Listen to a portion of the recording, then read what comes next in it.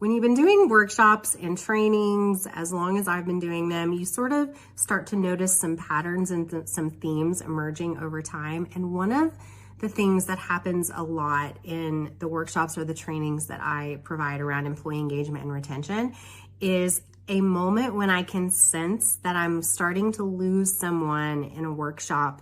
And usually it's around the areas of praise and recognition. And so we know the science is very clear that praise and recognition in the workplace drive employee engagement, drives retention, drives productivity and motivation and all sorts of other positive things.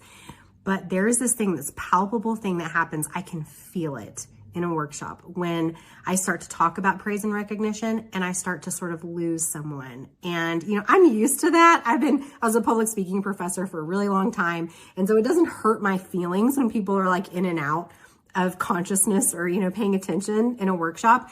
But it's interesting because it happens a lot around the areas of praise and recognition. And sometimes people just get quiet. Sometimes I can see that they're kind of engaging facial expression changes. Sometimes they'll actually, make a sarcastic comment, or they'll actually kind of push back on me, which I always welcome and appreciate people who feel comfortable doing that in my workshops. But one of the things that I've realized over time is, I got really curious about why. Why do I think that this happens so much where leaders will get real defensive about praise and recognition? And they'll, even say things to the effect of, I don't think that is, I shouldn't have to do that. I shouldn't have to recognize you for doing your job. I shouldn't have to pat you on the back for every little thing, which is, by the way, not what I'm arguing. But that's another short for another day, right? But one of the things that kind of struck me recently was there was one leader in particular who had gotten really defensive about this and almost looked kind of mad that I would suggest such a thing. And when we got to digging, what I discovered was there was just a little thing that he said. And he goes, well, I never got that.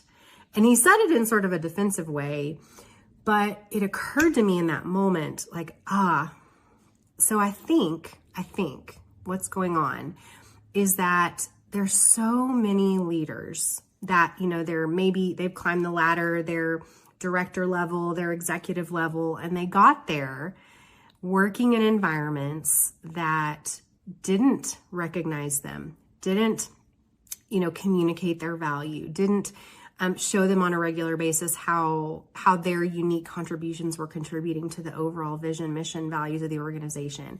And so there's some wounding there. Now, they may not realize it. And again, I don't want to project this on everybody, but it's interesting that, we didn't get that.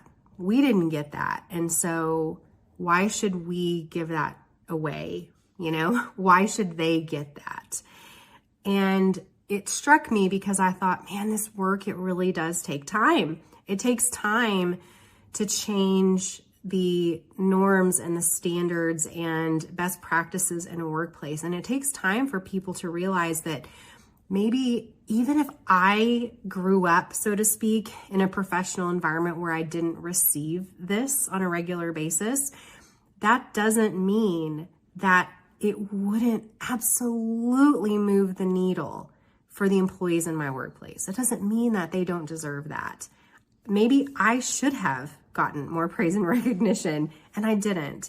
And so I have a choice. I can either kind of dig my heels in and say, well, I didn't get that, so nobody else should get it. Or I could say, man, the science is very clear that human beings need recognition and genuine recognition, not fake, inauthentic recognition, right? We're not giving just participation trophies out, but we're meaningfully connecting the work that people do to these bigger outcomes, right? So now I've lost my train of thought because I get so worked up about this. But it takes a leader going, man, maybe I didn't get that growing up in a corporate environment, but what kind of change could it make in my organization for the people who I lead and serve if I flipped the script, if I did something different, if I gave away something that maybe I never received growing up?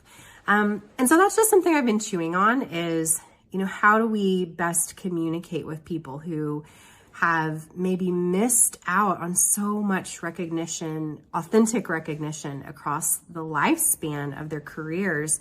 And how do we sort of get their buy-in to truly believe that recognition is going to be worth it? So these are some of my random thoughts. But if you are someone who is really kind of leading the charge for praise and recognition and authentic, recognition in your workplace, keep going. The work you're doing matters, and it's linked to all sorts of positive business outcomes, and don't let anybody tell you otherwise.